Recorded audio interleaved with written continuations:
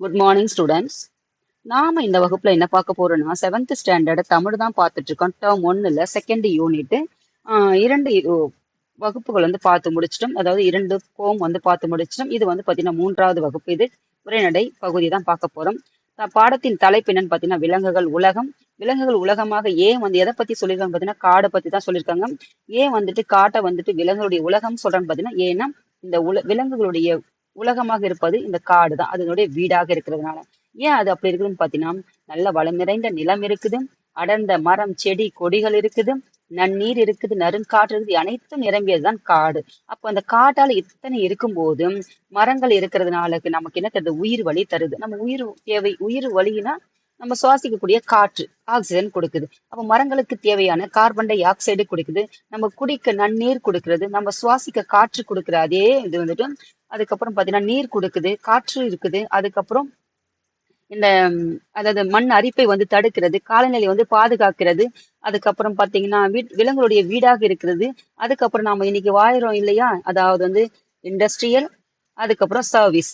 இதுக்கு இரண்டத்திற்கு அடிப்படை வேறாக இருப்பது ரூட் எதுன்னு பாத்தீங்கன்னா இந்த முதல்நிலை சர்வீஸ், முதல்நிலை துறை தான். அதாவது முதல்நிலை துறை தான். இது பேஸ் பண்ணி தான் எல்லாமே இருக்குது. ஆனா நம்ம என்ன செய்யறோம்? இது எல்லாத்தையும் கட் பண்ணிட்டு கிராமத்தை பாக்குறது இல்ல, அந்த இருக்கிற அந்த இயற்கையை பாக்குறது இல்ல, நம்ம டைரக்டா எங்க வந்துடும்? இண்டஸ்ட்ரியலுக்கு வந்துடும், அதுதான் இந்த சர்வீஸ்க்கு வந்துடும். ஆனா இதுக்கு ரெண்டத்துக்கு முன்னாடி இங்க உற்பத்தி இல்லைன்னா இங்க வருமானது தான் மிகப்பெரிய என்னது கேள்விக்குறி. இதையெல்லாம் நாம என்ன செய்யறது இல்ல, சிந்திக்கிறது இல்ல. நாம ஏன் சிந்திக்கிறது இல்லைன்னா நம்ம என்ன ஹிஸ்டரி என்ன இருக்குதுன்னே நம்ம படிக்கிறது இல்ல. நம்ம என்ன பாக்குறோம்? நம்ம கண்ணுக்கு முன்னாடி இருக்கிற ரீல்ஸும் அதை மட்டும் பார்த்துட்டு அதுதான் உண்மைன்னு அந்த பாக்குறத வச்சுதான் நம்ம மைண்ட் அதுக்கு அடாப்ட் ஆயிட்டு நம்ம போயிட்டு இருக்குமே ஒழிய அதுக்கு பின்னாடி இருக்கிற ஹிஸ்டரியை வந்து யாருக்குமே பேக்ரவுண்டு தெரியறது இல்ல. அதாவது யாருக்கு தெரியாதனாலதான் எது நம்ம கண்ணுக்கு வந்துட்டு ரீல் எது அப்படின்றது தெரியாத நம்ம ஒரு மாயை உலகத்துல ஓடிட்டு இருக்கோம். அதனால இனிமே எதை ஒண்ணு படிச்சாலும் பார்த்தாலும் என்ன செய்றீங்க? அதோடைய உண்மை தன்மை என்னன்னு பாருங்க. அதே மாதிரி என்னன்னு பாத்தீங்கன்னா எதனோட இதோ ஒரு ஹிஸ்டரி எடுத்து பாருங்க. இன்னைக்கு நம்மளுடைய நாட்டுடைய ஒரு எக்ஸாம்பிளுக்கு நம்ம நாட்டையே எடுத்துக்கோங்க, அதோட ஹிஸ்டரி எப்படி இருந்ததுன்னு பாருங்க. அப்பதான் இப்போ இருக்கிறதுக்கும் உங்களுக்கு அப்ப இருந்ததுக்கும் ஒரு வித்தியாசம் புரியும். அது ஏன் உங்களுக்கு சொல்றேன்னு பாத்தீங்கன்னா இந்த இயற்கை இல்லைன்னா எதுவுமே இல்லை. இயற்கைக்கு முதல்ல நன்றி சொல்லுங்க. இயற்கைக்கு நன்றி சொல்றதுக்கு முன்னாடி இந்த யூனிவர்ஸ்க்கு, இந்த பிரபஞ்சத்திற்கு நன்றி சொல்லுங்க. ஏன் இந்த பிரபஞ்சத்திற்கு நன்றி சொல்லணும்னா நன்றி உணர்வே நமக்கு இல்லையே, நம்ம எங்கிருந்து இயற்கைக்கு சொல்றது பிரபஞ்சத்திற்கு சொல்றதுன்னு கேட்காதீங்க. ஏன்னா இந்த பிரபஞ்சத்தினாலதான் இந்த இயங்குது எல்லாமே. அதுக்குள்ளதான் இந்த பூமி இருக்குது. இந்த பூமியில தான் இந்த பாலைவனமும் இருக்குது, நல்ல வளமான மண்ணும் நிலம் நிறைந்த இந்த காடும் இருக்குது. மொத்தமா இந்த பாலைவனமே இருந்தா நமக்கெல்லாம் ஏது சோறு? அதனால என்ன சொல்றீங்க? இந்த யூனிவர்ஸ்க்கு முதல்ல இப்படிப்பட்ட ஒரு வளமான இந்த இயற்கையை கொடுத்த யூனிவர்ஸ்க்கு நன்றி சொல்லுங்க. நன்றி சொல்ல பழகுங்க. அதுக்கப்புறம் தான் நம்ம மனிதனுக்கு நன்றி சொல்ல வரும். நம்ம மனிதனுக்கே நன்றி சொல்ல பழக்கம் வந்துட்டு வராததுக்கு காரணம் என்னன்னு பாத்தீங்கன்னா நம்ம நன்றி உணர்வோட பார்க்காததுனாலதான். தேவைக்கு அப்போதைக்கு நம்ம என்ன செஞ்சிருது, அதோட இது மறந்துடுது. அந்த மாதிரி இல்லாம ஒவ்வொருக்கு பின்னாடியும் வந்துட்டு எத்தனையோ பேர் உழைப்பாளிகள், அதாவது நம்ம ஒரு சின்ன ஒரு சோறு சாப்பிடுற ஒரு தட்டுல அந்த சோறோட போச்சு, அந்த சோறுக்கு பின்னாடி எத்தனை உழைப்பாளிகள் இருப்பாங்க. அதே மாதிரி ஒரு சின்ன காய் எடுத்துக்கோங்க, அந்த காய்க்கு பின்னாடி எத்தனை உழைப்பாளிகள், அவங்களுடைய தியாகங்கள், உயிர் தியாகங்கள். அதுக்கப்புறம் பாத்தீங்கன்னா அவங்கள ரசிச்சு அந்த வேலை செஞ்சிருப்பாங்க. அவங்களோட என்ன சொல்றது, அவங்களுடைய அதாவது கடன் எல்லாம் இருந்திருப்பாங்க இல்லையா, அந்த மாதிரி வந்துட்டு ஈடு செய்ய முடியாத வந்து எத்தனையோ துயரங்களும் அதற்கு பின்னாடி நடந்திருக்கும். அப்போ ஒருவேளை சோறு நம்ம சாப்பிடறோம்னா அதற்கு பின்னாடி பல உயிரோடைய வலியும் இருந்திருக்கும். ஒரு முட்டை எடுத்து சாப்பிடுறீங்க, அந்த கோழியோடைய வலி பார்த்துக்கோங்க. அவ்வளவுதான், சிம்பிள். வேற எதுவும் நான் சொல்றதுக்கு இல்லைங்க. அந்த மாதிரி ஒவ்வொன்றுத்துக்கும் பின்னாடி நம்ம தட்டுல வந்துட்டு சோறு வருதுன்னா நீங்க சோறு போயிட்டு காசு சம்பாதிக்கிறதுனாலதான் வரல, அதுக்கு பின்னாடி இருக்கிற ஹிஸ்டரியை பாருங்க. அதே மாதிரிதான் ஒவ்வொன்றுத்துக்கு பின்னாடி ஒரு ஹிஸ்டரி இருக்கு. அதை பார்த்துட்டு எதையுமே வந்துட்டு அப்படியே கண்மூடித்தனமா நம்பாம அதனுடைய உண்மை தன்மை என்னன்று பார்த்துட்டு வாழ்க்கையில பின்பற்றிக்கோங்கம்மா. இப்போ நம்ம இந்த பாடத்துல பார்க்கலாம். இந்த பாடம் வந்துட்டு முக்கியமான பாடம் என்னுடைய பார்வையில. ஏன்னு பாத்தீங்கன்னா இது வந்துட்டு இயற்கை. இயற்கை இல்லைன்னா எதுவுமே இல்லை. ஏன்னா நம்ம ஒவ்வொரு பருக்கு சோறுலயும் சரி, நீர்லயும் சரி, நம்ம சுவாசிக்கக்கூடிய காற்றுலயும் சரி, ஆஹ் நம்ம வாழுற வீடு, நம்ம வீட்டுல இருக்க அனைத்து பொருட்களும் எதுல பாத்தீங்கன்னா அந்த இயற்கை. ஒரு சேர் வச்சுக்கோங்க, எதுல இருந்து வருது? இந்த இயற்கையில இருந்து தான் வருது. அப்போ இயற்கைக்கு நன்றி சொல்லுங்க. அதனாலதான் உங்களுக்கு சொல்றேன், இந்த பாடம் வந்து ஒரு அற்புதமான ஒரு பொக்கிஷம். இது மாணவர்களுக்கு கொடுத்துருக்காங்கன்னா இது வந்து பெனிஃபிட் எல்லாம் நீங்க தெரிஞ்சுக்கிட்டீங்கன்னா அதை எப்படி நீங்க பாதுகாப்பீங்க, அதை எப்படி நீங்க அதுக்கு ஒரு பேணி பாதுகாக்கக்கூடிய மத்தவங்களுக்கு அதை எடுத்து சொல்லுவீங்கன்றத அது மாணவர்களுக்கு ஒரு சில இளம் வயதிலேயே அது விதைச்சாதாம்மா அது விதை. அது ஒரு அது சின்ன வயதிலே விதைக்காத, அது என்னதான் பெரிய வயது வந்துட்ட பிறகு அது விதைச்சாலும் சொன்னா இப்ப கூட ஒண்ணும் இல்ல, எவ்வளவு பெரிய வயதானாலும் சொல்லி சில பேரை புரிய வைக்கவே முடியல. நமக்கே என்ன ஆயிடுது, புரிய வைக்காம நமக்கே சோர்ந்து போயிடும். அந்த மாதிரி இருக்கிறாங்க. அதனால இப்ப விதைக்கிற விதை வந்துட்டு உங்களுக்கு ஆலமரமாக விருட்சமாக வளர்ந்து நிற்குன்றதுனால தான் இந்த சிறு வயதிலே இங்க கொடுத்துருக்காங்க. அதனால எப்படி நமக்கு ஒவ்வொருத்தருடைய பொறுப்பும் கடமையும் இயற்கையை பாதுகாக்க வேண்டியது நம்முடைய ஒவ்வொருத்தருடைய பொறுப்பும் கடமையும். ஒரு மரத்தை வெட்டுறதுனா 2 மரங்கள் இட வேண்டும். இந்த ஒரு இதுல வந்துட்டு கொள்கையில எந்த ஒரு யாருக்குமே நீங்க இதை சொல்லுங்கம்மா. ஒரு மரத்தை வெட்டினா இன்னொரு மரம் 2 மரங்களா நடுங்கன்னு சொல்லிட்டு அந்த ஒரு பிரின்சிபல் சொல்லி கொடுங்க. யாரா இருந்தாலும் பிள்ளைங்க பாக்குறோம் சரி, பெரியவங்களாக இருந்தாலும் சரி. ஏன்னா இயற்கை போச்சுன்னா நமக்கு எல்லாமே போச்சு. ஒரு சிலிண்டர் சிம்பிளா சொல்றேன்னா, ஒரு சிலிண்டர் அடுத்த நாட்டுல இருந்து நம்மளால இறக்குமதி பண்ண முடியல, ரூட்டை போட்டு அடைச்சிட்டாங்க. ஒரு மாதம் சிலிண்டர் இல்ல, எத்தனை உணவகங்கள் மூடினாங்க. இந்த கொரோனா பேண்டமிக்ல பாத்தீங்கன்னா, கொரோனாவில கொரோனா பேண்டமிக்கால கொரோனா நோயால செத்ததை விட பசியால செத்தவங்க எத்தனையோ பேர். அதுக்கு காரணம் என்னன்னு பாத்தீங்கன்னா எல்லாமே தடைப்பட்டு போடுச்சு. அன்னைக்கும் பாத்தீங்கன்னா நம்முடைய சோறு அன்னைக்கு அந்த இயற்கை தான் நம்மளை அன்னைக்கு பாதுகாத்துச்சு.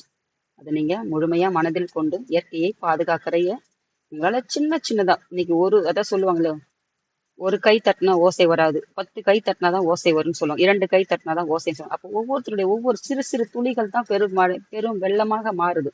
அதே மாதிரிதான் நமக்கு என்னன்னு போனா நாளைக்கு நமக்கு வர சந்ததிகளுக்கு அப்புறம் எதுவுமே இருக்காது சுவாசிக்கிறதுக்கு. நம்ம பார்த்திருப்போம், கொரோனா பேண்டமிக் காலத்திலேயே நம்ம ஆக்சிஜனே கிடைக்காம எத்தனை உயிர்கள் போச்சுன்னு தெரியுமா? இதெல்லாம் பார்த்திருந்ததான். இன்னைக்கு நீங்க டிவி பாக்குறீங்க, அன்னைக்கெல்லாம் அதை பார்த்திருந்தீங்கன்னா இதனுடைய பேக்ரவுண்ட் எல்லாம் தெரிஞ்சிச்சுன்னா அதனுடைய எப்பவுமே வரலாறு பத்தி பாருங்கம்மா. எப்படி எல்லாம் எத்தனை உயிர்கள்லாம் எப்படி எல்லாம் அன்னைக்கு எந்த காலகட்டத்துல எந்த சூழ்நிலையெல்லாம் நாடு இருந்துச்சு, மக்கள் எல்லாம் எவ்வளவு வந்துட்டு அந்த காலத்தெல்லாம் கடந்து வந்தாங்க.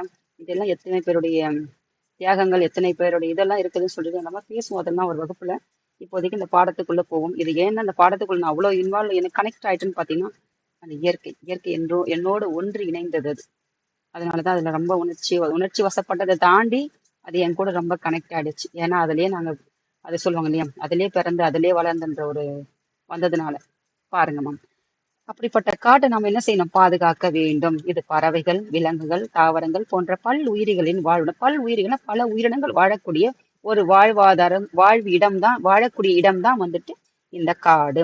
காடுகளின் செழிப்புக்கு காட்டு உயிரிகள் உதவுது. அது செழிப்புனது, அது செழிப்பா இருக்கிறதுக்கு எது உதவுதுன்னு பாத்தீங்கன்னா அந்த காட்டுல இருக்கிற உயிரினங்கள் தான். இப்போ காடு மட்டும் இருக்குது, அதுல இப்போ வீடு இருக்குது, அந்த வீட்டுல நாம் இருந்து அதுல அப்பா அம்மா தாத்தா பாட்டி குழந்தைங்க அந்த பேரன் இந்த மாதிரி இருந்தாதான் அது வீடு.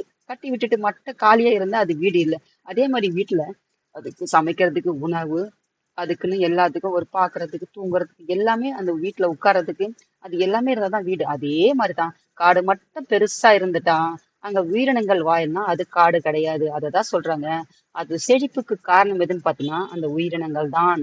எப்படி ஒரு வீட்டுக்கு மனிதர்களோ அதே மாதிரிதான் அந்த காட்டுக்கு உயிரினங்கள் தான் அதனுடைய செழிப்புக்கு காரணம் சொல்றாங்க. அப்ப மனிதன் பாத்தீங்கன்னா முதல் இருப்பிடம் எதுன்னு பாத்தீங்கன்னா காடு. அதன் மரபு தொடர்ச்சியாகத்தான் காட்டை பற்றியும் காட்டு விலங்குகள் பற்றியும் அறியும் ஆர்வம் மனிதர்களிடம் இன்றும் தொடர்கிறது. அப்ப மனிதர்களுடைய முதல் இருப்பிடம் எதுன்னு பாத்தீங்கன்னா காடு. நம்ம படிச்சிருப்போம், அதாவது இடம் விட்டு இடம் நகர்ந்து போயிருப்பாங்க. காடுகள் ஒரு இடத்துல தங்குவாங்க குழுவா, அந்த காட்டுல இருக்கிற பொருட்கள் எல்லாம் அழிச்சிட்டு அழித்து எரித்து சாகுபடி செஞ்சு அங்க இருக்கிறதெல்லாம் தீர்ந்து போனது, அடுத்தது வந்துட்டு மூவ் ஆன் ஆயிட்டு போகுவாங்கன்னு சொல்லிட்டு. அப்படி போகும்போது பாத்தீங்கன்னா அவங்களுடைய வாழ்க்கை எங்க இருந்திருக்கு, அந்த காட்டுல இருந்தா தொடங்கப்பட்டது. அப்போ முதல் இருப்பிடம் எதுன்னு பாத்தீங்கன்னா காடு. அதன் மரபு தொடர்ச்சின்னா அதனுடைய பேஸ். அதை பின்பற்றி தான் இன்னைக்கு நம்ம எங்க வரைக்கும் வந்திருக்கோம், சிட்டி வரைக்கும் வந்திருக்கோம். அப்போ அதனுடைய ஆரம்ப ரூட் எங்கன்னு பாத்தீங்கன்னா அந்த மரபுனா என்ன, முன்னோர்கள் இருந்ததுதான் சொல்றாங்க. அப்படியே தொடர்ச்சியா வந்தது எங்கன்னு பாத்தீங்கன்னா காடு. அதுதான் மரபுனா அது முன்னோர்கள் பின்பற்றி வந்ததுதான் அந்த காட்டின் வழியாக இன்னைக்கு வரைக்கும் நம்ம இங்க வரைக்கும் வந்திருக்கோம். அதுதான் தொடர்ச்சியாக இருப்பது மரபுன்னு சொல்லுவோம். அப்போ அதை பத்தி ஆர்வம் அதனால இருக்கிறதுக்கு காரணம் என்ன, ஏன்னா நம்ம அங்கிருந்து பிறந்ததுனாலதான் அப்படின். அப்படிப்பட்ட காட்டினுடைய விலங்குகளின் உறைவிடமான முண்டந்துறை புலிகள் காப்பகத்தை ஒரு உலாம் வருவோமா அப்படின்னு சொல்லிட்டு உங்களுக்கு ஒரு ஆர்வமா கேக்குறாங்க. அதாவது நீங்க இங்க ஒண்ணு தெரிஞ்சுக்கணும், அதாவது இன்னைக்கு இருக்கிற கரண்ட் அஃபேர்ஸ் கூடவே பொருத்திக்கோங்க, அப்படியே தெரிஞ்சுக்கோங்க. இல்லாட்டி புவியியல் படிக்கும் போது உங்களுக்கு ஒரு இதுதான் இந்த பாடம், இது தமிழ்ல தான் வருது, இது புவியியல் தான் வருது, இது கரண்ட் அஃபேர்ஸ் கூட தான் நினைச்சுக்க கூடாது. எப்படி பார்க்கணும் பார்த்தீங்கன்னா, முண்டந்துறை புலிகள் காப்பகத்தை பத்தி படிக்க போறோம்னா, இது தமிழ்நாட்டுல எந்த டிஸ்ட்ரிக்ட்ல இருக்குதுன்னு ஃபர்ஸ்ட் தெரிஞ்சுக்கணும். அப்போ இது எத்தனையாவதுன்னு கொடுத்துருக்காங்கன்னா, அப்போ இதுக்கு முன்னாடி எது இருந்ததுன்னு பார்க்கணும். அதுக்கப்புறம் பார்த்தீங்கன்னா, தமிழ்நாட்டுல எத்தனை இருக்குதுன்னு பார்க்கணும். தமிழ்நாட்டுல எத்தனை இருக்குதுன்னா, இப்போ இந்தியாவுல எத்தனை இருக்குதுன்னு பார்க்கணும். அப்போ தமிழ்நாட்டுல இந்தியாவுல மொத்தம் எத்தனை இருக்குன்னு தெரிஞ்சுக்கணும். உங்களுக்கு இது கரண்ட் அஃபேர்ஸ் முடிஞ்சிருச்சு. புவியியலும் முடிஞ்சிருச்சு. இதைத்தான் நீங்க அது எங்க இருக்குது, இது எங்க இருக்குன்னு புவியியல்ல படிப்பீங்க. அப்படி சும்மா சின்ன சின்னதா ஒரு ரெண்டு ரெண்டா சேர்த்துட்டு போனீங்கன்னா, நீங்க 10ஆம் வகுப்பு பாடம் படிக்கும் போதெல்லாம் பாத்தீங்கன்னா, உங்க கைக்குள்ள அவ்வளவு ஒரு ஒரு என்ன சொல்ற ஒரு நாலேஜ் இருக்கும். பார்க்கலாம். இதுதான் வந்து களக்காடு முண்டன்துறை. இது எந்த டிஸ்ட்ரிக்ட்ல வருதுன்னு பாருங்கம்மா. காப்பகம் அன்புடன் வரவேற்கிறது அப்படின்னு சொல்லிட்டு அந்த கேட் என்ட்ரன்ஸ் வந்து கொடுத்துருக்காங்க. பள்ளியிலிருந்து வீடு திரும்பிய ஆதினி தன் அம்மாவுக்காக காத்திருந்தாள். அப்போ ஸ்கூல்ல இருந்து ரிட்டர்ன் வந்துட்டு எங்க இருக்கான்னு பாத்தீங்கன்னா, அம்மாவுக்காக ஆதினி வந்து காத்துட்டு இருக்கான். அப்போ பணியிலிருந்து வீடு திரும்பிய அம்மாவிடம், அம்மா வந்து வேலைக்கு என்னது வேலைக்கு போயிட்டு வந்திருக்காங்க, அம்மாவுக்காக காத்துட்டு இருந்தா வந்து அம்மா கிட்ட, அம்மா எனக்கு காட்டு விலங்குகள் பற்றிய புகைப்பட தொகுப்பு ஒன்று தயாரிப்பு வேண்டி இருக்கிறது. புகைப்படம்னா என்னது, ஒரு ஆல்பம்.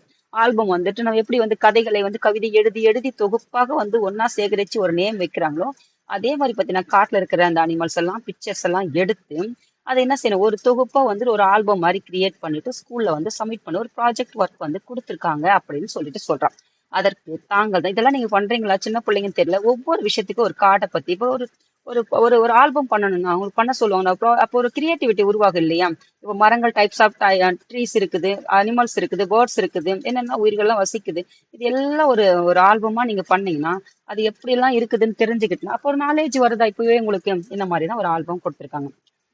அதுக்கப்புறம் பாருங்க, அப்படியா, அதற்கு தாங்கள் தான் எனக்கு உதவ வேண்டும் என்று அவள் வந்து கூற. அப்படியா, எனக்கு தெரிந்த வன அலுவலர் பாத்தீங்கன்னா ஒரு ஃபாரஸ்ட்ல இருக்கிறவர் ஆபீசர். அதுக்கப்புறம் பாத்தீங்கன்னா ஒருவர் உண்டன்துறை புலிகள் காப்பகத்தில் பணியாற்ற அவருக்கு தெரிஞ்சவங்க வந்து ஃபாரஸ்ட் டிபார்ட்மெண்ட்ல இருக்கிற ஒரு வன அலுவலர் வந்துட்டு இருக்காரு. அவர்கிட்ட நானு கேட்கிறேன், அவர் பாக்குற அப்படின்னு சொல்லிட்டு சொல்றாங்க. அவரிடம் இசைவு பெற்று நாம் நாளை அங்கு செல்லும், அதாவது அப்பாயின்மெண்ட் வாங்குறது, அவங்களுக்கு முன்னாடியே போயிட்டு போ கேட்கறதுக்கு வர்றதுக்கு வந்து இசைவுனா கேட்டு அப்பாயின்மெண்ட் வாங்கிட்டு போறது. அப்போ அவர் முன் இசைவு பெற்று நாம் அங்கு செல்லலாம். அதாவது இப்போ அப்பாயின்மெண்ட் வாங்காம போக முடியும். முன்னாடி முன் அனுமதின்னு சொல்லுவாங்க. முன்னாடி அதான் இசைவுன்னு சொல்லினா முன் அனுமதி பெற்றுட்டு தான் என்ன செய்ய முடியும், அவரை போய் பார்க்க முடியும். திடீர்னு எல்லாம் போயிட்டு போக முடியாது அப்படின்னு சொல்றாங்க. அப்போ அவர்கிட்ட வாங்கிட்டாங்க. வன அலுவலர் நம்மை காட்டுக்குள் அடைத்து செல்ல, அவர் தான் நம்ம பிடிச்சி போய், ஏன்னா அவர் தான் அந்த விலங்கு கூடவோ அந்த உயிர் அங்க இருக்கிற அந்த விலங்கு கூடவோ அதை பத்தி அந்த காட்டை பத்தி தெரிஞ்சுக்கிறது யாரு, அவருக்கு தான் தெரியும். நம்ம சிட்டில இருக்கிற போய் தெரியுமா, தெரியாது.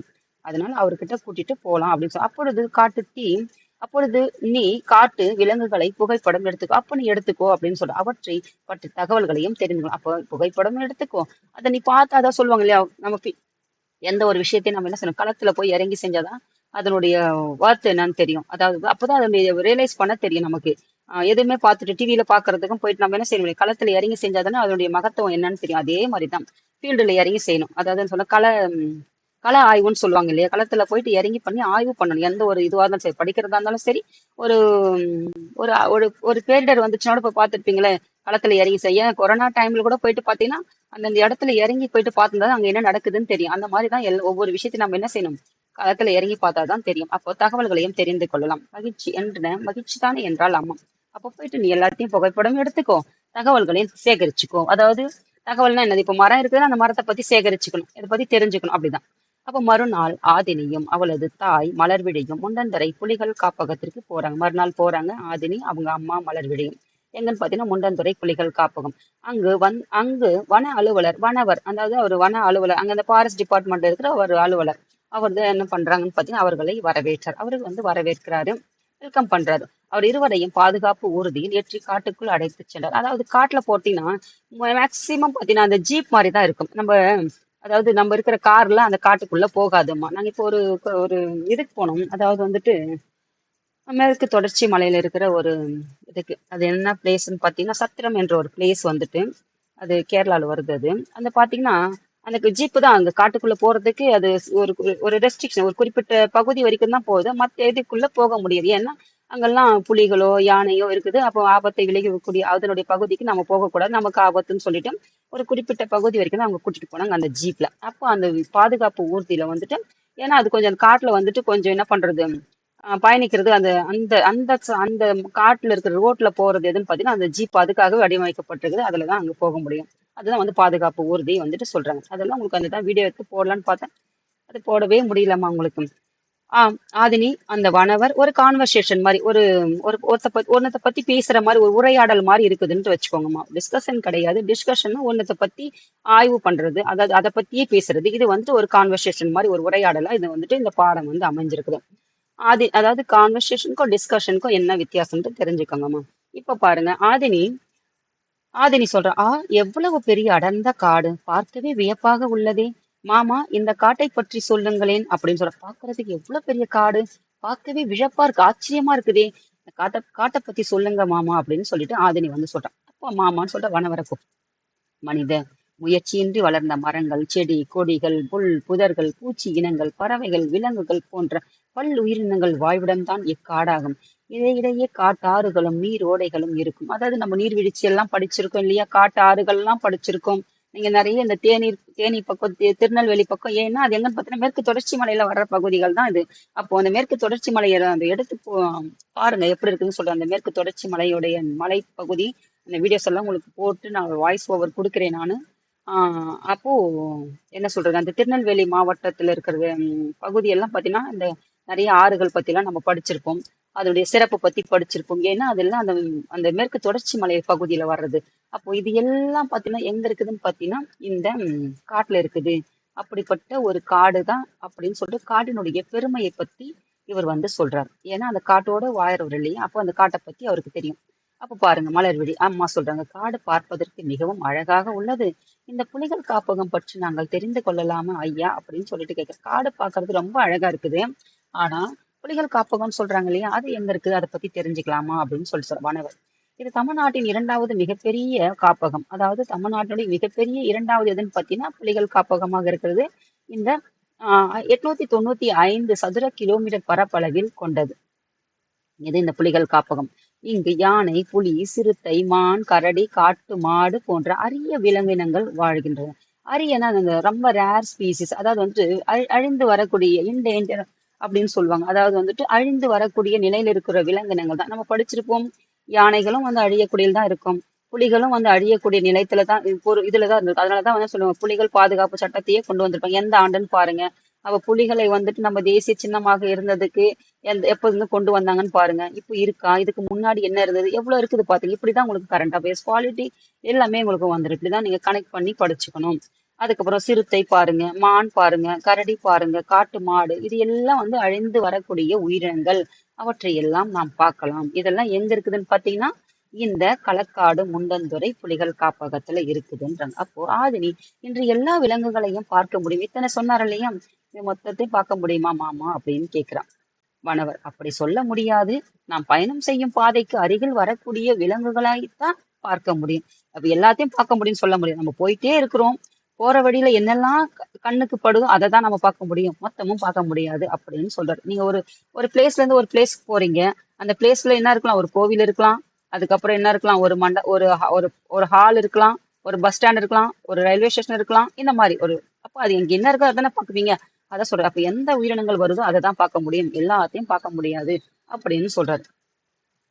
அதுக்கப்புறம் பாருங்க, மலர்விழி அவை இருக்கும் இடங்களுக்கு சென்று பார்க்க முடியாதா ஐயா. அப்ப அது எங்க, நம்ம போற வழியில தான் பார்க்க முடியாது, அது எங்க இருக்குது அங்க போய் பார்க்க முடியாதா அப்படின்னு அவ கேக்குறான். வனவர் சொல்றாரு, எல்லா இடங்களுக்கும் செல்ல முடியாது. எல்லா இடத்துலயும் காட்டுல புலி இருக்குது, மான் இருக்குது, எந்த இடத்துல அது இருக்குதுன்னு போய் எங்கெல்லாம் போய் நம்ம செய்ய முடியாது, போக முடியாது. ஏன்னா காட்டு விலங்குகளுக்கு துன்பம் தருவது சட்டப்படி குற்றமாகும். அது பாட்டுக்கு நம்ம ஒண்ணும் இல்லை, நம்ம வீட்டுல நம்ம ஃப்ரீயா இருக்கிறோம்.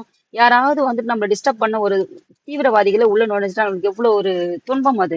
அதே மாதிரிதான் அதுக்கு இப்ப பாத்தீங்கன்னா நம்ம மனிதர்கள் வந்து நமக்கு ஒரு தீவிரவாதிகள் போலதான். அப்ப காட்டு விலங்குகளுக்கு நம்ம செய்யப்படக்கூடாது, சட்டப்படி குற்றம், நம்ம துன்பம் விளைவிக்கிறது. அரசு அனுமதித்துள்ள தூரம் வரை சென்று வரலாம். அரசு வந்து ஒரு ரெஸ்ட்ரிக்ஷன் கொடுத்துருப்பான், இது வரைக்கும் தான் மனிதர்கள் வந்து அலவுடு, அதுக்கு மேல போகக்கூடாது, தடை செய்யப்பட்ட பகுதி அதுக்கப்புறம் அதாவது அதாவது அந்த அந்த வீடியோ எல்லாம் உங்களுக்கு போடுறேன். அதாவது இந்திய அரசால் தடை செய்யப்பட்ட பகுதி இது வரைக்கும் அப்படின்னு சொல்லிட்டு ஒரு போர்டு எல்லாம் வச்சிருப்பாங்க. பாருங்க, அதெல்லாம் பாருங்க, இனிமே வந்து அதெல்லாம் நோட் பண்ணுங்க, கண்ணு தெரிஞ்சுக்கோங்க இது மாதிரி. அதுக்கப்புறம் பாத்தீங்கன்னா வரலாம், கவலை வேண்டாம். அவ்விடத்திற்குள்ளேயே அனைத்து விலங்குகளையும் நம்மால் பார்க்க முடியும். நம்ம போற இடத்துக்குள்ளேயே அந்த ரெஸ்ட்ரிக்ஷன் கொடுத்துருக்காங்களே, எது வரைக்கும் நம்ம போகணும்னு சொல்லிட்டு அதுக்குள்ளேயே முடிஞ்ச அளவுக்கு நிறைய விலங்குகளை பார்க்கலாம் அப்படின்னு சொல்றாங்க. அப்போது தூரத்தில் யானை கூட்டம் ஒன்று வந்து கொண்டிருந்தது. அதை பார்த்த ஆதினி யானை யானை என்ற மகிழ்ச்சியுடன் கைத்தட்டினாள். பின்பு அந்த யானைகளை புகைப்படம் எடுத்துக்கிட்டான். அதாவது அவங்க போகும்போதே வழியில வந்துருச்சு, எடுத்துக்கிட்டாங்க. இது வந்து ஆசிய யானை, இது ஆப்பிரிக்க யானை. இங்க ஒரு கொஸ்டின் உங்களுக்கு பாருங்க. இது தமிழ்ன்றத பார்க்காம எப்படி ஒரு நாலேஜ் உங்களுக்கு பாருங்க. அதாவது ஆசிய யானை. இப்போ நமக்கு மொத்த கண்டம் எத்தனை இருக்குதுன்னு பார்க்கணும். அப்போ இங்க இதே ஒரு கொஸ்டின் உங்களுக்கு. இந்தியா இது எத்தனை கண்டங்கள் இருக்குது, அப்போ இந்தியா எந்த கண்டத்துக்குள் இருக்குது அப்படின்றது பாருங்க. நான் உங்களுக்கு இதெல்லாம் வந்து 6th ஸ்டாண்டர்ட் புவியியல் எடுத்திருக்கும் போது எடுத்திருக்கேன். அப்போ இந்த ஆசிய கண்டத்துல எத்தனை கண்ட்ரிஸ் இருக்குது, ஆப்பிரிக்கால எத்தனை கண்ட்ரிஸ் இருக்குது, இதெல்லாம் தெரிஞ்சுங்க. அப்போ இந்தியா எதற்குள்ள இருக்குதுன்னு பாருங்க. அப்படிதான். அப்படி படிச்சு வச்சுக்கோங்க. அதுக்கப்புறம் ஆதினி, மாமா யானையை பற்றி புதிய தகவல்கள் ஏதாவது சொல்லுங்கள். இப்ப யானையை பார்த்து இல்லையா, அதை பத்தி எதுனா சுவாரஸ்யமா இருந்துச்சுன்னா, ஒரு இன்ட்ரெஸ்டிங் ஃபேக்ட் சொல்லுவாங்க இல்லையா, அது மாதிரி எதுனா இருந்துச்சுன்னா சொல்லுங்க அப்படின்ற வானவர் சொல்றாரு.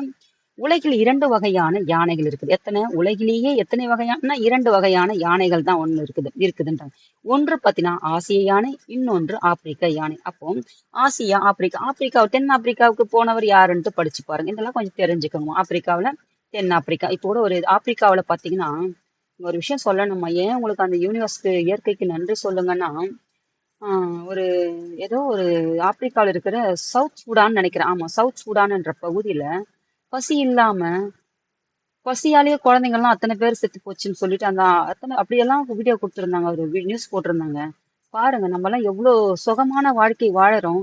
நன்றி உணர்வு கூட இல்லாம அது மத்ததெல்லாம் நியூஸ்ல போடுற வரைக்கும் மத்தவங்க கூட அவங்களுக்கு ஒரு வேளை சாப்பாட்டு கூட ஒரு ஒரு எந்த ஒரு கவர்மெண்ட்டும் ஒரு உதவி பண்ணலையா. மனித இனங்கள்லாம் பாத்தீங்கன்னா இன்னைக்கு உயிரை விட மதிக்கக்கூடிய அளவுக்கு கூட மனித உயிரெடுக்கக்கூடிய ஒரு மதிப்பு இல்லாம போயிடுச்சுன்னு தான் சொல்லுவேன். அதுதான் இந்த ஆப்பிரிக்கா அன்னைக்கு படிக்கும் போது சவுத் சூடான் வந்து ஆப்பிரிக்கா கண்ட்ரில தான் வருது, கான்டினென்ட்ல தான் வருதுன்னு நினைக்கிறேன். அன்னைக்கு அதை பார்க்கும்போது அப்போ நம்ம எவ்வளவு ஒரு சுகமான வாழ்க்கையை அனுபவிச்சுக்கிட்டு நன்றி உணர்வே இல்லாம எல்லாத்தையும் மறந்துட்டு கடந்துட்டு பார்த்துட்டு ரீல் என்னன்னு தெரியாம, அதாவது ஹிஸ்டரியை படிங்க, அப்பதான் அதனுடைய வலி என்ன வேதனை என்ன அப்படின்னு தெரியுமா.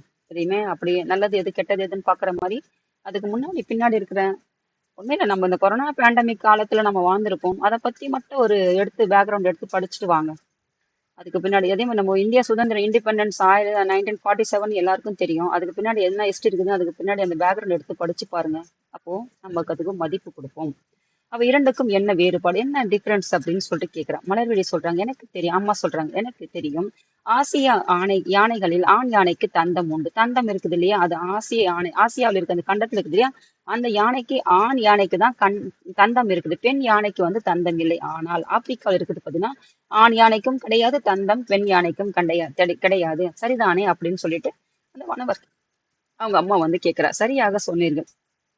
அது மட்டுமன்றி அவற்றின் உயரம், நிறம், நகம் ஆகியவற்றிலும் வேறுபாடு இருக்குது. தந்தம் மட்டும் வேறுபாடு கிடையாது. டிஃபரன்ஸ் பாத்தீங்கன்னா உயரத்துலயும் ஹைட்லயும் இருக்குது, கலர்லயும் இருக்குது, நகம் எல்லாமே டிஃபரன்ஸ் இருக்குது. ஆசியாவுக்கும் ஆப்பிரிக்காவுக்கும் யானைகளுடைய வித்தியாசம் அப்படின்றது. ஏன்னா பாத்தீங்கன்னா இது வந்து பாத்தீங்கன்னா ஃபுல் அண்ட் ஃபுல் பாத்தீங்கன்னா அதாவது அந்த இதே புவியியல் நீங்க படிச்சுக்கோங்க. கடகரேகை, மகர ரேகை, பூமத்திய ரேகை, மகர ரேகை. அப்போ இந்த ஆப்பிரிக்கா கண்டம் எங்க வரும்னு பாத்தீங்கன்னா இந்த பூமத்திய ரேகையில இதுல மூணுமே வரும். மூணுத்துலயும் டச் ஆகும்னு நினைக்கிறேன் ஆப்பிரிக்கா. ஆனா இந்த ஆசியா பாத்தீங்கன்னா கொஞ்சம் தான் இங்க டச் ஆகும் இங்க.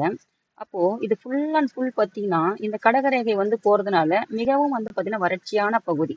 அப்போ இது வந்து பாத்தீங்கன்னா எல்லாமே இருக்கும், கொஞ்சம் வறட்சியும் இருக்கும் குளிர்ச்சியும் இருக்கும், இது கலந்ததா இருக்கும். அப்போ இதனுடைய வித்தியாசமே வேறதானே இருக்கும். அதாவது ஒண்ணு இல்ல, பாலைவனத்துல இருக்கிற மக்களை பாருங்க, நல்லா வந்து அந்த நீங்க இப்படி இந்தியாவிலே பாருங்க, இந்த பக்கம் இருக்கிற மேகாலயாவில் இருக்கிற மக்களையும் பாருங்க எப்படி இருக்காங்க, அந்த பசுமையா இருக்குது.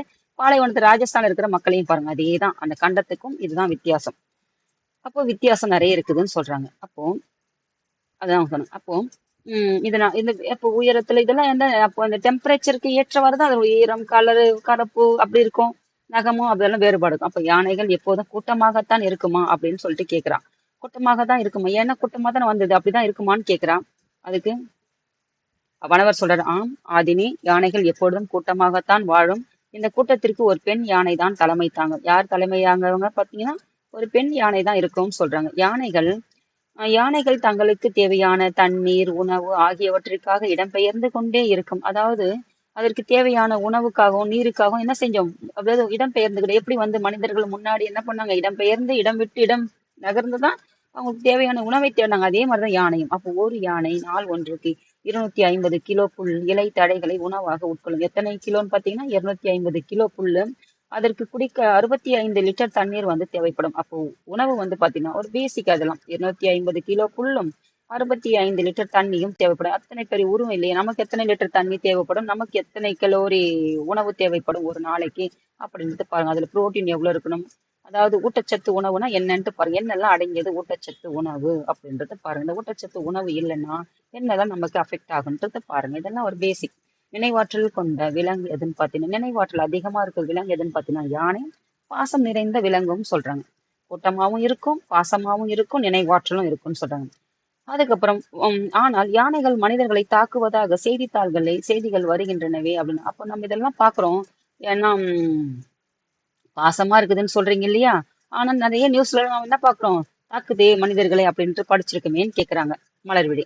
வனவர் யானைகள் பொதுவாக மனிதர்களை தாக்குவது இல்லை, அவற்றின் வழித்தடங்களில் குறுக்கிடும் போதுதான் மனிதர்களை தாக்குகின்றன. மேலும் யானை கண் பார்வை குறைவு, கேட்கும் ஆற்றலும் மோப்ப ஆற்றலும் மிகுதி. அதாவது அதாவது என் வழியில யாரும் குறுக்கிடாதீங்க அப்படின்னு சொல்லிட்டு நம்ம சொல்லுவோம் இல்லையா? நம்ம போற போக்குலயே விட்டுட்டு நம்ம ஒன்றும் சொல்ல மாட்டோம். ஆனா நம்மள என்ன செய்வோம், நம்மள குறுக்கிட்டா நம்ம என்ன சொன்னோம், எதிர்த்து நிற்போம் இல்லையா? அதே மாதிரிதான் அது பாட்டுக்கு அது காட்டுல கடந்தது, அது வேலையை அது செஞ்சுட்டு அது பாட்டுக்கு இருந்துச்சுன்னா நம்ம என்ன செய்ய மாட்டோம், அது ஒன்றும் செய்யாது. ஆனா அதை நம்ம என்ன செஞ்சோம், குறுக்கிட்டோம்னா அதை நம்மள தாக்குதுன்னு சொல்றாங்க.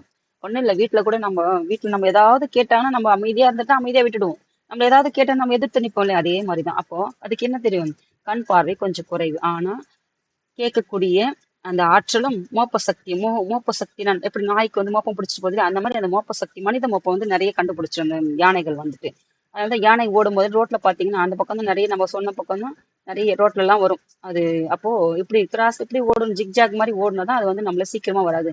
நேர்கோட்டுல ஓடுனீங்கன்னா நம்மள என்ன செய்யும், சீக்கிரமா வந்து தாக்கும்னு சொல்லுவாங்க. அதனாலதான் ஓடும் போதெல்லாம் இப்படி இப்படி ஒளிஞ்சு வளைஞ்சு ஓடுவாங்க. அதுக்கப்புறம் பாருங்க. அவர்கள் பேசிக் கொண்டிருக்கும் போதே நேரத்தில் யானைகள் அவ்விடத்தை கடந்து சென்றடைச்சு, ஊர்தி தொடர்ந்து மேலே போச்சு. அப்போ அந்த ஜீப் என்னாச்சு, அது பாஸ் ஆயிடுச்சு. எது, அந்த யானைகள் போயிடுச்சு. இவங்க இன்னும் கொஞ்சம் மேல முன்னேறாங்க. இது பாருங்க, தெரிந்து தெளிவும். தமிழ்நாட்டில் வன கல்லூரி அமைந்துள்ள இடம். தமிழ்நாட்டுல அந்த ஃபாரஸ்டுக்கான காலேஜ் எங்க இருக்குதுன்னு பாத்தீங்கன்னா மேட்டுப்பாளையம், கோவை டிஸ்ட்ரிக்ட்ல வந்து இருக்குதுன்னு சொல்றாங்க. அதுக்கப்புறம் கோவையில் உள்ள தமிழ்நாடு வேளாண்மை பல்கலைக்கழகம் இளநிலை வனவியல் பிஎஸ்சி ஃபாரஸ்ட்ரி, முதுநிலை வனவியல் எம்எஸ்சி ஃபாரஸ்ட் எங்க படிப்புகள் எங்க இருக்குதுன்னு பாத்தீங்கன்னா கோவையில இருக்குது. அதாவது வேளாண்மை பல்கலைக்கழகம், இந்த வேளாண்மைனா இந்த அக்ரிகல்ச்சரல் சார்ந்த படிப்பு எங்க இருக்கு பாத்தீங்கன்னா கோவையில மேட்டுப்பாளையத்துல பிஎஸ்சி ஃபாரஸ்ட்ரி. இது வந்துட்டு வனவியல் சார்ந்தது. அது வந்து வேளாண்மை பல்கலைக்கழகத்துல இந்த டிபார்ட்மெண்ட் இருக்குது. ஆனா யூனிவர்சிட்டி எதுன்னு பாத்தீங்கன்னா அக்ரிகல்ச்சரல் யூனிவர்சிட்டி.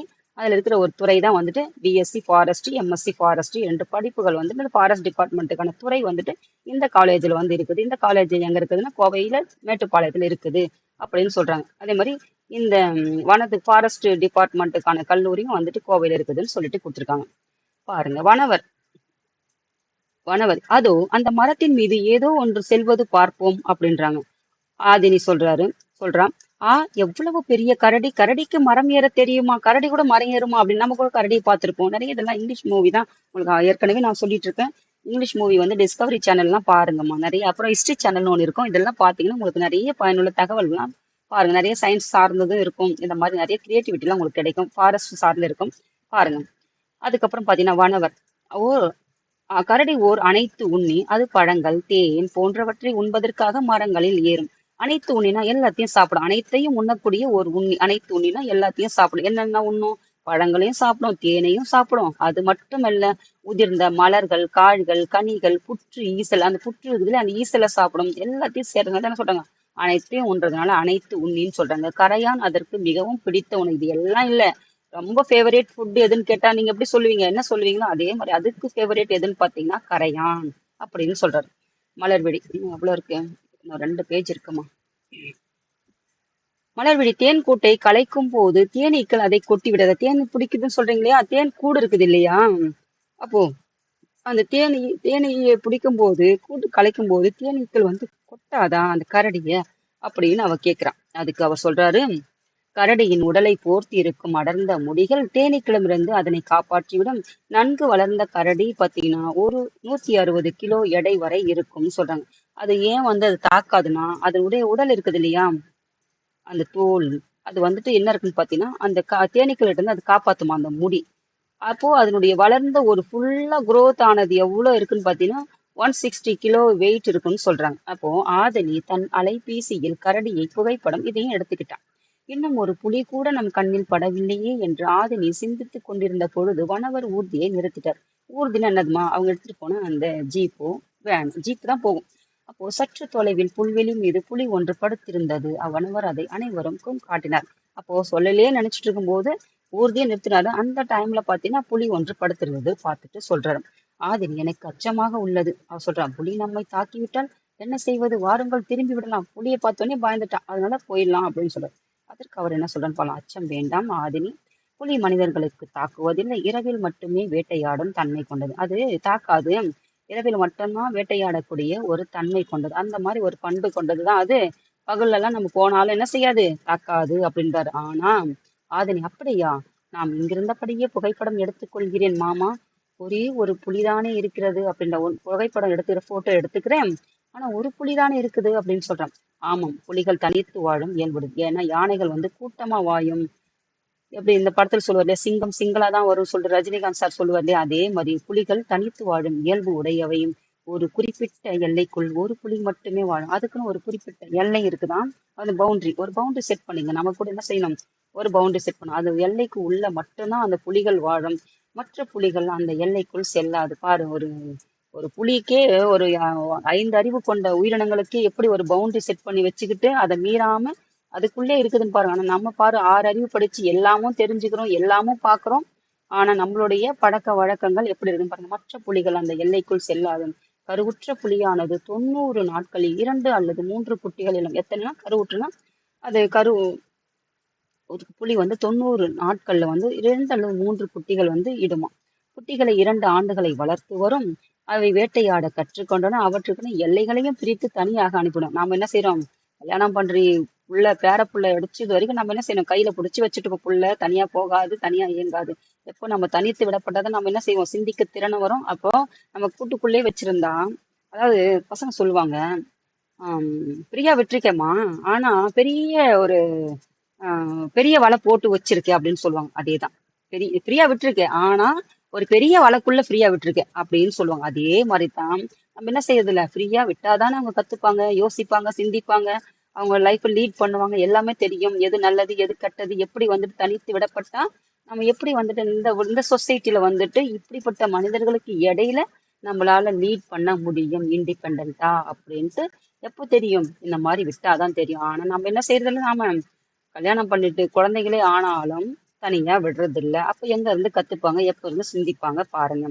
இப்போ இதெல்லாம் நான் உங்களுக்கு என்ன ஒரு ஒரு வாழ்க்கைக்கு தேவையான சில விஷயங்கள் தான் உங்களுக்கு சொல்லிட்டு இருக்கேம்மா.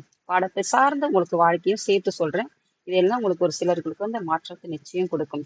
ஆதினி, அரிய தகவலாக இருக்கிறதே அப்படின்னு சொன்ன பாரு. ஒரு அரியனா ஒரு ரொம்ப விசித்திரமாக இருக்குன்னு சொல்லியா, அப்படிதான். ஆம், புலிதான் ஒரு காட்டின் வனத்தை குறிக்கும் குறியீடு. ஒரு காட்டு வந்துட்டு நல்லா ஹெல்த்தியா இருக்குது அப்படின்னு சொன்னா அதுக்கு எதுன்னு பாத்தீங்கன்னா குறியீடுன்னா, அதுக்கு ஒரு முக்கியமான குறியீடா எதுன்னு பாத்தீங்கன்னா, ஒரு காடு வந்து வளமாக இருக்கிறதுன்னு சொல்றதுக்கு எது முக்கியமான காரணம்னா புலிதான் அப்படின்றாங்க. அப்போ புலி தனக்கான உணவை தானே வேட்டையாடி பின்பு வேறு எந்த விலங்கையும் வேட்டையாடுதல். தனக்கான உணவை வந்துட்டு வேட்டையாடுச்சுன்னா வேற எந்த ஒரு விலங்கையும் வேட்டையாடு. எவ்வளவு ஒரு ஒரு சூப்பரான பண்பு பாத்தீங்களா? அதாவது வந்துட்டு, ஆனா அதனை பண்புள்ள விலங்கு என்று நாமல் கூறுகிறோம். சரி, காட்டுக்குள் நமக்கு அனுமதிக்கப்பட்ட இடம் வரைக்கும் வந்து விட்டோம். இனி நாம் அலுவலகம் செல்லும். அந்த கொடுத்துருந்தாங்க இல்லையா அனுமதிக்கப்பட்ட இடம், அது வரைக்கும் வந்து நம்ம பார்த்து முடிச்சிட்டோம். இனிமே நம்ம திரும்பி ஆபீஸ்க்கு போயிடலாம், அலுவலகத்திற்கு போயிடுவோம் அப்படின்றாங்க. ஆனா பாருங்க, அந்த தனக்கு என்ன தேவையோ இன்னைக்கு நம்ம படிச்சிருப்போம், கான்ஸ்டிடியூஷன் படிச்சிருப்போம். என்னது கட்சி தாவல் தடை சட்டம் சொல்லிட்டு, அது கட்சி தாவல் தடை சட்டம் எதற்கு வச்சாங்க, ஏது வச்சாங்கன்னு தெரியல. ஒரு விஷயம் நம்ம பேசணும், கண்டிப்பா பேசிதான் ஆகணும். நம்ம எல்லாரும் வந்துட்டு ஜனநாயகத்து நாட்டுல தான் ஓட்டு போட்டு நம்ம எல்லாரையும் பண்றோம். ஒருத்தர் வேண்டான்னு தான் ஒருத்தர் வரவேற்கிறோம், ஒருத்தர் வேண்டான்னு தான் ஒருத்தர் யாரை தேவையோ அவங்கள செலக்ட் பண்றோம். ஆனா மறுபடியும் அவங்க கூடவே அவங்கள எல்லாமே வேண்டாம் வேண்டான்னு பண்ண அவங்களே அது சேர்ந்தா இது யார மக்களை முட்டாளா, யார இது ஆக்குறாங்கன்னே தெரியல. இது எப்படிதான் போயிட்டு இருக்கு பாருங்க. நாட்டுல என்ன நடக்குதுன்னு கண்மூடித்தனமா நம்பாம கொஞ்சமாவது ஹிஸ்டரி எடுத்து பாருங்கம்மா. சரி, காட்டுக்குள் நமக்கு அனுமதிக்கப்பட்ட இடங்க முடிச்சிட்டோம். அதுக்கப்புறம் பாருங்க, இதெல்லாம் ஏன் சொல்றேன்னா உங்களுக்கு தெரிஞ்சுக்கோங்க. இதெல்லாம் தெரியணும் தெரியணும் நாம.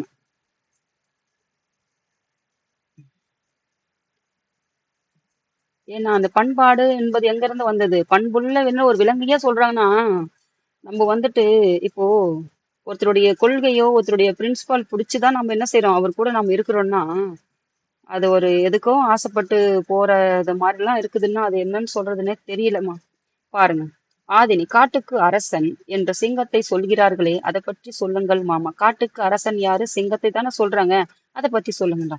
வனவ சொல்ல உலகில் அரிய ஆசிய சிங்கம், ஆப்பிரிக்க சிங்கம் என்ற இரண்டு வகையான சிங்கங்கள். எப்படி வந்துட்டு யானை வந்துட்டு இரண்டு வகையாக இருக்குதோ, அதே மாதிரி சிங்கத்துக்கு இருக்குது. ஆசியாவில் இருக்குது, ஆப்பிரிக்காவில். இந்தியாவில் குஜராத் மாநிலம்.